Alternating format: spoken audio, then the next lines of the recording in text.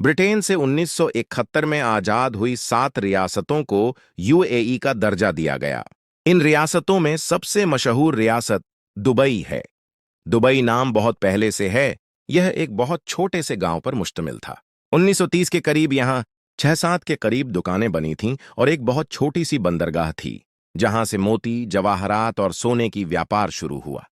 तब घोड़े, ऊंट, गधे और नावें सुविधा के लिए थीं, जबकि पश्चिम में तब साइकिल, गाड़ी, जहाज और ट्रेन का आविष्कार हो चुका था। 1960 के बाद यहां तरक्की होना शुरू हुई और अब ये दुनिया में इकोनॉमी, मालियात और सुरक्षा में पहले 10 नंबर में है। उनकी तरक्की का राज कानून की बलादस्ती, मेहनत और अपनी अवाम के साथ मुखलिसपन है, और अब उनकी तरक्की से बेशुमार मुल्कों की अवाम मुस्तफीद हो रही है।